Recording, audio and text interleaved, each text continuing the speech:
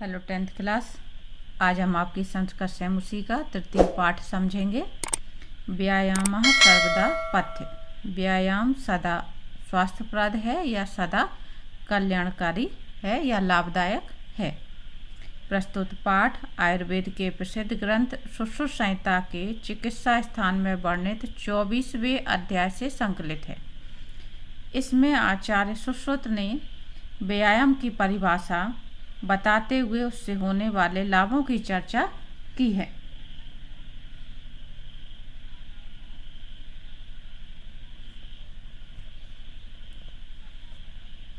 शरीर में सुगठन, कांति, स्फूर्ति, सहिष्णुता, निरोगता आदि व्यायाम के प्रमुख लाभ हैं। नीचे आपका चित्र दिखाया जा रहा है। व्यायाम करते हुए विद्यार्थी दिखाए जा रहे हैं। ये बच्चे यहाँ पे आपको व्यायाम करते हुए दिखाई दे रहे हैं। तो हम इसमें व्यायाम के लाभ पढ़ेंगे और ये जो लेसन है, आपका पाठ है, वो श्लोक रूप में है। तो पहला श्लोक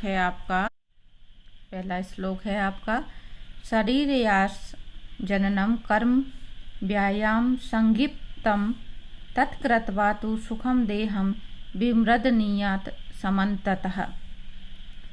आयासः कहते हैं परिश्रम, तत्कृत्वा मीन्स वैसा ही करके, और सुखम देहम यानी सुखी शरीर, विमृदनीयात यानी मालिश करनी चाहिए, और समन्ततः कहते हैं पूरी तरह से। तो इसका जो अनुवाद है वो हुआ शरीरयास जननम यानी शरीर के द्वारा किया गया परिश्रम जन्य कार्य ही, कर्म मीन्स कार्य ही व्यायाम कहा जाता है या कहा गया है। तत्कृत्वा वैसा करके यानी व्यायाम करके पूरी तरह से सुखी शरीर की मालिश करनी चाहिए। शरीर के परिश्रम से उत्पन्न कार्य को व्यायाम कहा जाता है और वैसा करके सुखी शरीर को पूरी तरह से मालिश करनी चाहिए। अगला श्लोक है आपका शरीरोपचय। शरीर उपचय दो शब्दों से मिलकर बना है। शरीर उपचय कांतिर गात्राणाम सुविभक्तता दीप्ताग्नित्व आलस्य, अनालस्य शब्द है, दीप्ताग्नित्वम अनालस्य स्थिरत्वम लाघवम मृजा। शरीरोपचय कहते हैं शरीर की वृद्धि, क्रांति यानी चमक, और गात्राणाम यानी शरीर की। तो कांति गर्वाणाम का मतलब शरीर की चमक। सुविभक्तता कहते हैं शारीरिक सौंदर्य। दीप्ताग्नित्वम जठाग्नि का प्रदीप्त होना या भूख लगना। अनालस्य यानी आलस्यहीनता, और स्थिरत्वम यानी स्थिर दृढ़ता। लाघवम कहते हैं हल्कापन, और मृजा कहते हैं स्वच्छ करना। तो शरीरोपचय यानी शरीर की वृद्धि, कांति गर्वाणाम यानी शरीर की कांति, सुविभक्तता यानी शारीरिक सौंदर्य, दीप्ताग्नित्वमनालस्य यानी पाचन शक्ति की वृद्धि, और आलस्यहीनता, दृढ़ता, हल्कापन, और शरीर के तीनों दोषों की शुद्धि होती है। यानी व्यायाम करने से क्या लाभ होते हैं वो इसमें बताया जा रहा है कि व्यायाम करने से शरीर की वृद्धि, अंगों में चमक, शारीरिक सौंदर्य, जठाग्नि का प्रदीप्त होना, आलस्यहीनता, दृढ़ता, हल्कापन, स्वच्छता आती है। अगला श्लोक है आपका श्रम क्लम पिपासोष्ण शीतादीनं सहिष्णुता आरोग्यं च अपि परम व्यायामात् उपजायते। दो शब्द हैं यहाँ पे, व्यायामात् उपजयते, दोनों की संधि होकर के यहाँ पे दा हो गया। उसी तरह से ये श्रम क्लम और पिपासोष्ण, पिपासा उष्ण, इस तरह से ये 4 शब्द हो जाते हैं। श्रम क्लम कहते हैं परिश्रम की थकान, पिपासा यानी प्यास, और उष्ण यानी गर्मी, और सहिष्णुता यानी सहन करने की शक्ति। व्यायामात यानी व्यायाम से, और उपजायते यानी उत्पन्न होता है। तो श्रम क्लम पिपासा शोषण शीतादीनम सहिष्णुता यानी श्रम की थकान, प्यास, गर्मी, सर्दी आदि सहन करने की शक्ति व्यायाम से उत्पन्न होती है। चा अपि, 2 शब्द हैं यहाँ पे, चा अपि यानी आदि भी, ये सब चीज़ें। तो श्रम की थकान, प्यास, गर्मी, सर्दी आदि सहन करने की शक्ति अच्छे स्वास्थ्य से या कहें व्यायाम से उत्पन्न होती है। यानी दूसरे इस श्लोक के जो फायदे हैं व्यायाम के, वो इसमें बताए जा रहे हैं।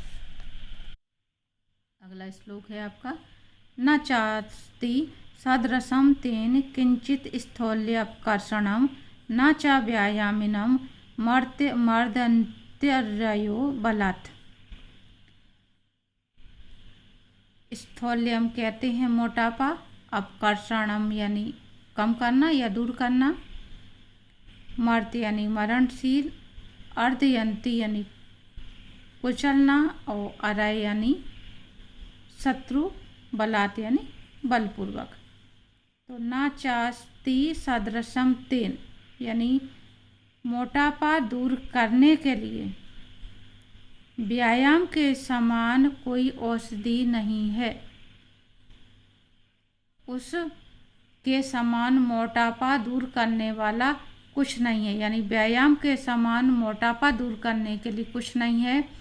और मृत्यु के निकट पहुंचा व्यायाम करने वाले को शत्रु भी कुचल नहीं सकता, यानी हानि नहीं पहुंचा सकता। अगला है आपका 5वां, न चैनम सहसा क्रम में जरा समाधि रोहति स्थिरी भवति मासम च व्यायामाभिरतस्य च। आप क्रम में कहते हैं हमला करके, जरा मीन्स बुढ़ापा, और अभितरस्य यानी तल्लीन होने वाले का।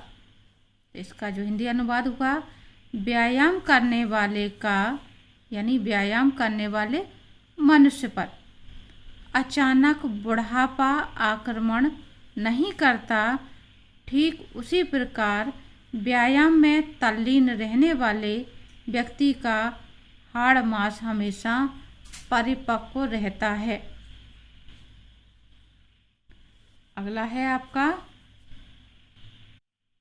6वां श्लोक है आपका, व्यायामस्वन्य गात्रस्य पदभ्यामुदवर्तितस्य च व्याधियो नोपसर्पन्ति वैन्त्यमिव उर्गा वयोरूपगुणहीनमपि कुर्यात्सु दर्शनम। अश्विन गात्रस्य कहते हैं पसीने से लथपथ शरीर का, पदभ्यामुदवर्तितस्य यानी दोनों पैरों से ऊपर उठने वाले व्यायाम, व्याधिया यानी बीमारियां, ना उपसर्जन्ति यानी समीप नहीं आती, वैन्ते यानी गरुण, और उर्गा यानी सर्प। हिंदी अनुवाद हो जाएगा इसका, दोनों पैरों से ऊपर उठने वाले व्यायाम दोनों पैरों से ऊपर उठने वाले व्यायाम करने वाले के और पसीने से लथपथ शरीर वाले के समीप रोग यानी व्याधियाँ या रोग नहीं जाते, जैसे गरुड़ पक्षी के समीप सर्प नहीं जाते। व्यायाम से आयु वयो रूप गुणहीनमपि यानी व्यायाम से आयु रूप और गुणहीन व्यक्ति भी सुंदर सुदर्शन हो जाता है। अगला है आपका 7वां, व्यायामं कुर्वतो नित्यं विरुद्धमपि भोजनं विदग्धं व निर्दोषं परिपच्यते। कुर्वतो कहते हैं करते हुए, विरुद्धम यानी विपरीत, विदग्धम यानी भली प्रकार पका हुआ, और बा माने अथवा, और परिपच्यते यानी पच जाता है। तो इसका हिंदी अनुवाद हुआ, नित्य व्यायाम करने वाले को प्रतिकूल, पक्का या कच्चा सब तरह का भोजन आसानी से पच जाता है, अर्थात इनकी शारीरिक क्षमता ऐसी होती है कि हर तरह का भोजन वो पचा लेते हैं। अगला है आपका 8वां, व्यायामो हि सदा पथ्यो बलिनां स्निग्ध भोजिनां स च शीते वसन्ते च तेषां पथ्यतमं स्मृतः। व्यायामो ही कहते हैं निश्चय ही, बलिनाम यानी बलशालियों का, स्निग्ध भोजिनाम चिकनाई युक्त भोजन करने वालों के लिए, और पथ्य कहते हैं कल्याणकारी, स्मृत कहा गया है। पथ्य यहाँ भी आया है, पथ्यो यहाँ आया है आपका। तो इसका जो हिंदी अनुवाद है वो है, निश्चय ही व्यायाम सदा बलशालियों और बलिनाम यानी बलशालियों, निश्चय ही व्यायाम सदा बलशालियों और चिकनाई युक्त भोजन करने वालों के लिए कल्याणकारी है, और सदा सर्दी तथा बसंत, शीते यानी सर्दी, बसंते यानी बसंत, सर्दी और बसंत ऋतु में उनके लिए सबसे कल्याणकारी कहा गया है। अगला है, सर्वेश व्रतुर्वह पुंभिरात्म हितैषी भी बलस्यार्धेन कर्तव्यो व्यायामो हन्त्यो अन्यथा। वह रह कहते हैं हर रोज या प्रतिदिन।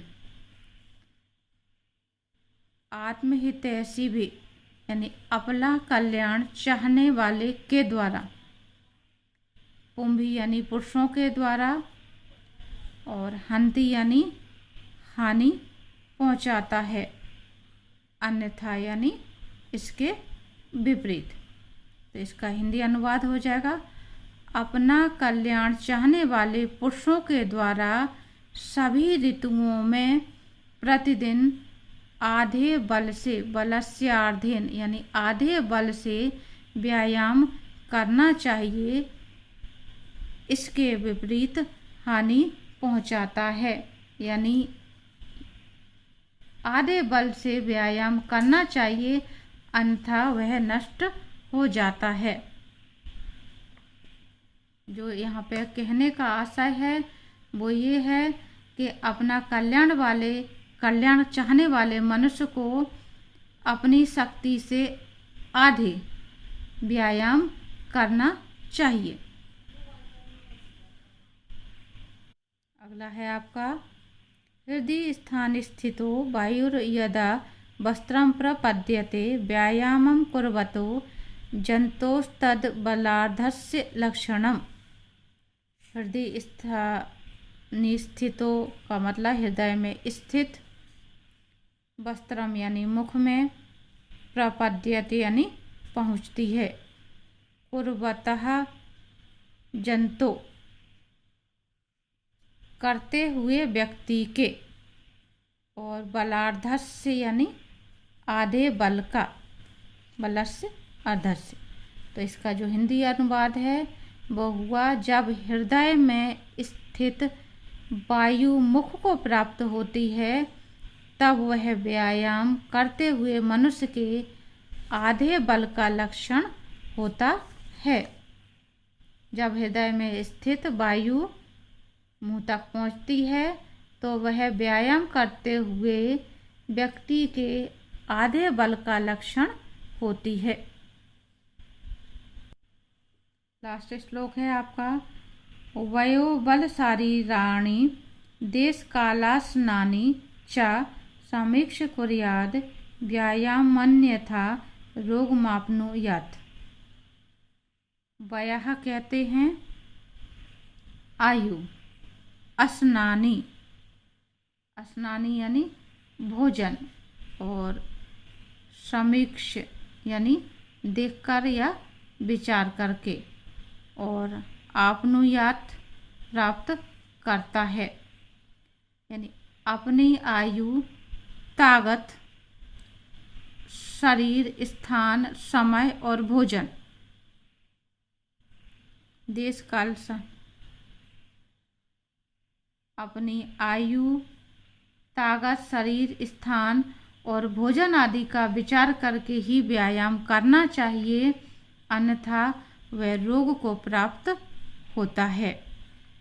तो इस तरह से इन श्लोकों में आपके अलग अलग जो भी श्लोक हैं उनमें व्यायाम के अलग अलग लाभ बताए जा रहे हैं और सावधानियां बताई जा रही हैं कि किस तरह से व्यायाम शरीर को लाभ पहुंचाते हैं।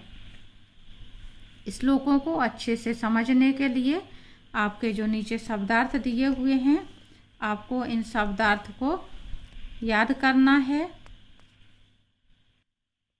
यदि आप ये मीनिंग अच्छे से याद कर लेते हैं तो आपको श्लोक बहुत आसानी से समझ में आ जाएंगे, क्योंकि श्लोकों की भाषा थोड़ी कठिन होती है और जैसे इंग्लिश में या हिंदी में शब्दों का भावार्थ कुछ और होता है, तो उसी तरह से संस्कृत में भी थोड़ी दिक्कत पड़ती है। तो आपको ये मीनिंग अच्छे से याद कर लेना है और बार बार इस श्लोक देख करके आपको अनुवाद याद कर लेना है। अगले पार्ट में हम इसकी क्वेश्चन आंसर और अभ्यास करेंगे। आज के लिए आपका इतना ही।